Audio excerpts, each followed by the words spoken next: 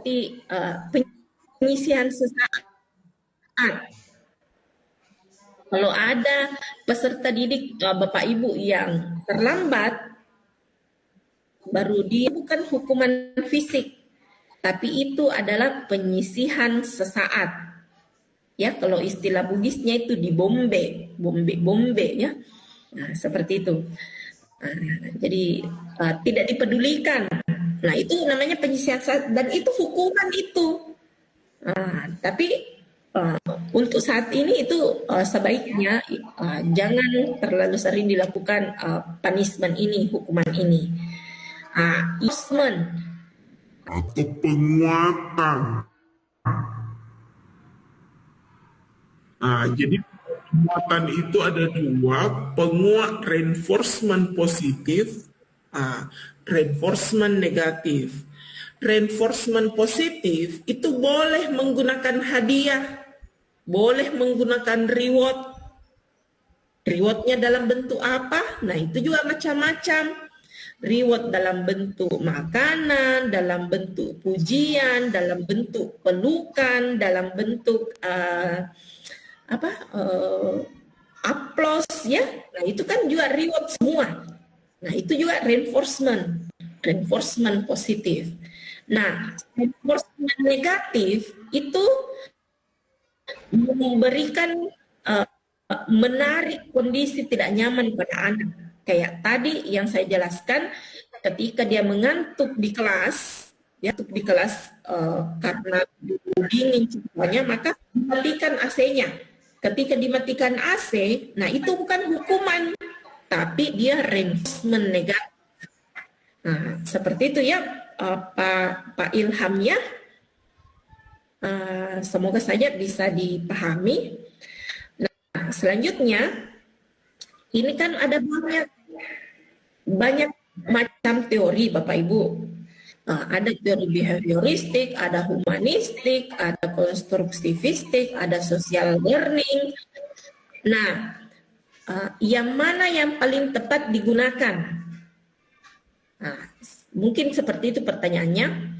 Jadi yang paling tepat digunakan itu yang paling sesuai dengan kebutuhan anak. Jadi Bapak Ibu ketika mau mendisiplinkan anak itu paling bagus digunakan teori behavioristik. Tapi kalau kita mau memberikan pemahaman kognitif pada anak, berpikir kritis pada anak, itu jangan menggunakan behavioristik. Salah itu, ya. Nah, ketika kita mau menginginkan anak kita berpikir HOTS, sementara kita menggunakan perspektif behavioristik, maka anak malah akan mungkin ketergantungan terhadap reward atau mungkin dia malah tidak bisa berpikir tingkat tinggi karena tidak bisa mengaktualkan potensi yang ada dalam dirinya. Seperti itu. Jadi dilihat dulu kondisinya atau dilihat dulu kasusnya seperti apa. Misalnya anak jenuh dalam belajar, dilihat dulu jenuhnya dalam belajar itu apakah karena hal kondisi lingkungannya. Kalau kondisi lingkungannya misalnya mungkin kepanasan, maka yang bisa kita lakukan itu adalah perspektif behavioristik dengan memberikan pengkondisian anak belajar senyaman mungkin dengan menghadirkan AC. Tapi ketika kejenuhannya karena motivasinya kurang dalam belajar, itu beda lagi perlakuannya. Mungkin kita bisa menggunakan perspektif humanistik, ditanya pada anak, Anda mau menjadi apa dalam menjadi yang dia inginkan itu, apakah dibutuhkan belajar atau tidak. Lalu dikaitkanlah pelajaran itu dengan kehidupan sehari-hari anak supaya anak memiliki motivasi untuk belajar. Seperti itu ya Bapak Ibu ya. Ada lagi Pak Ilham? Sedikit Ibu. Ini saya menyambung yang tadi. Masih termute Pak Ilham? Oke, saya. Terima kasih Ibu. Tidak terdengar Pak Ilham? Halo. Apakah Ya, sudah Bu? sama-sama ya Pak Ilham. Ya, Sudah Bu? sudah. Oke. Jadi ini Bu Sudah. Ya, sudah. menyambung pertanyaan saya yang tadi, ini masih terkait dengan teori belajar. Tadi di pertengahan Ibu sempat menjelaskan hal-hal yang mendasari perbedaan setiap teori belajar tersebut. Kalau saya tidak salah tangkap tadi, kalau behavioristik itu mau tidak mau, pokoknya anak harus dipaksa untuk mau belajar. Kemudian kalau yang dikondisikan ya, dikondisikan untuk mau. Kalau yang yang kognitivistik itu kan berdasarkan dari kemampuan kognitif yang anak-anak miliki. Terus yang ketiga untuk yang konstruktivistik itu melihat bakat dan minat anak. Nah, Ibu, saya di sana sedikit terpotong tadi, jadi kurang begitu perhatian, sehingga kalau bisa, bisakah hal-hal tersebut dijelaskan kembali? Karena kebetulan ini kan saya mohon izin merekam, Ibu, jadi biar suatu saat saya bisa memutar balik, karena menurut saya ini sangat menarik, bagi saya sangat menarik terkait dengan psikologi anak ini. Jadi mohonlah Ibu, saya minta tolong dipaparkan kembali terkait dengan hal-hal mendasar yang membedakan masing-masing teori belajar tersebut. Apalagi tadi Ibu mengaitkan dengan soal UP. Nah, itu. Oke, itu saja dari saya, Bu. Terima kasih. Ya. Jadi ini teori belajar ya Bapak Ibu ya. Kalau psikologi anak itu lebih pada psikologi perkembangan peserta didik. Kayaknya modul setelah ini ya mungkin ya perkembangan peserta didik.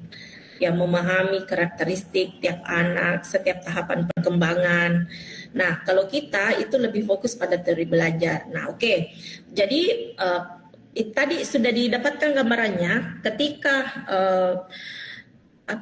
kita memahami esensi yang mendasari dari teori ini, maka diputar balik apapun itu pasti kita akan paham, oh itu teori belajar apa. Apalagi kalau misalnya di soal UP-nya ya, pasti itu di soal UP akan ada stimulus dalam bentuk kasus, lalu kita akan menganalisis itu teori belajar apa. Nah, jadi tadi sudah benar, jadi di dalam teori behavioristik memandang peserta didik itu tidak berdaya. Jadi guru maha kuasa terhadap kondisi yang dialami oleh anak. Mau membuat anak pintar, maka gurulah ahlinya. Mau membuat anak menjadi malas, maka letaknya itu juga tergantung dari guru.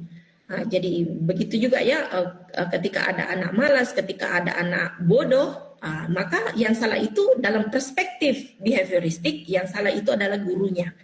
Kenapa? Karena menurut teori behavioristik, anak itu mudah sekali dibentuk, mudah sekali diajar tergantung dari pengkondisian yang dilakukan oleh guru. Nah, itu yang pertama. Behavioristik. Selanjutnya kognitivistik memandang bahwa anak itu memiliki kemampuan untuk berpikir. Jadi pembelajaran itu harus disesuaikan dengan struktur kognitif anak. Tidak bisa kita mengajar mengajar di PAUD dengan memberikan hal-hal yang bersifat abstrak, atau mengajar di ST dengan memberikan stimulasi yang abstrak.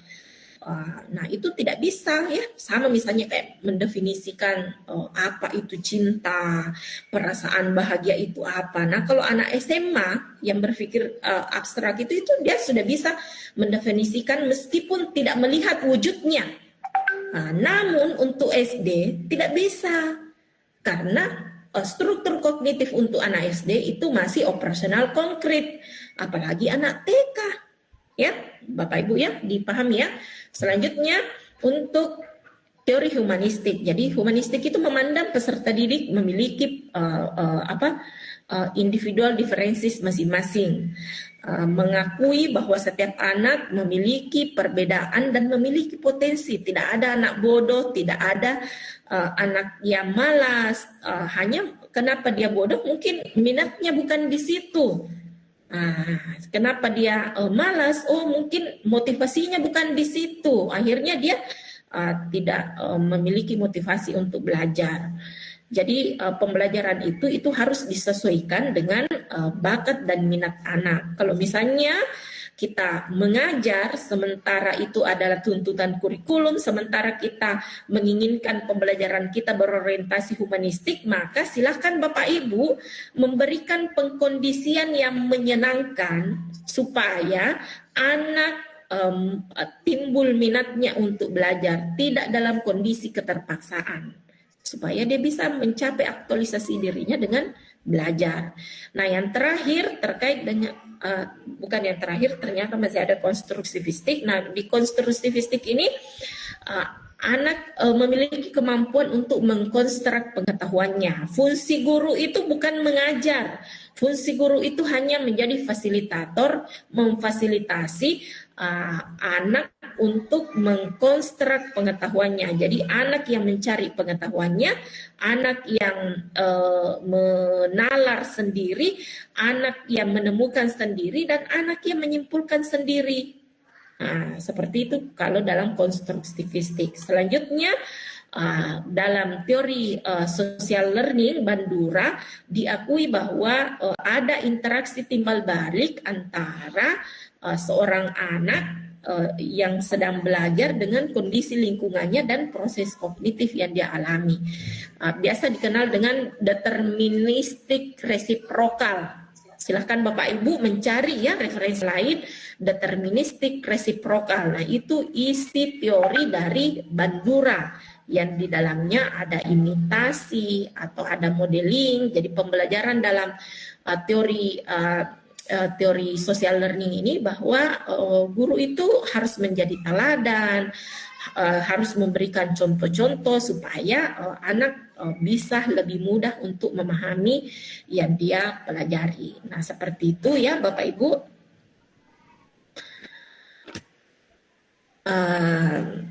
Demikian mungkin pertemuan kita kali ini. Insya Allah besok kita akan lebih spesifik lagi Bapak Ibu. Jadi besok itu di modul KB3 dan KB4 saya tidak lagi memperlihatkan slide-nya, tapi kita akan melihat kasus. Nah, kita akan menelaah setiap model dan setiap metode pembelajaran itu dia masuk payungnya itu atau dasarnya itu teori belajar apa. Misalnya discovery learning. Discovery learning itu lahir dari teori belajar apa? Nah, apakah teori belajar behavioristik, apakah teori belajar humanistik atau konstruktivistik atau yang lainnya. Jadi sangat lebih mendalam lagi untuk besok Bapak Ibu karena sudah masuk implementasi dari kelima teori belajar ini. Oke, sejauh ini demikian ya Bapak Ibu ya. Ini kita sudah sampai pada pukul 11.30 untuk waktu Indonesia Tengah. Saya sangat berharap Bapak Ibu dan besok saya tidak lagi meng-add bagi Bapak Ibu yang telat-telat karena itu lumayan mengganggu, tidak sama dengan Zoom. Zoom itu ketika kita setting meskipun mahasiswa terlambat itu tidak mengganggu. Nah, ini tadi ada beberapa saya lihat yang terlambat dan ada juga yang saya lupa meng-add-nya karena saya sedang menampilkan slide dan itu tidak terlihat di layar saya. Nah, jadi besok kita akan masuk tepat waktu Bapak Ibu ya. Maksudnya besok itu hari Kamis deh, hari Kamis. Dimohon jangan ada yang telat-telat supaya kita bisa menyelesaikan pekerjaan yang lain juga dengan tepat waktu. Oke, demikian sampai bertemu hari Kamis. Assalamualaikum warahmatullahi wabarakatuh. Waalaikumsalam. Waalaikumsalam. Waalaikumsalam warahmatullahi wabarakatuh. Terima kasih penjelasannya Ibu.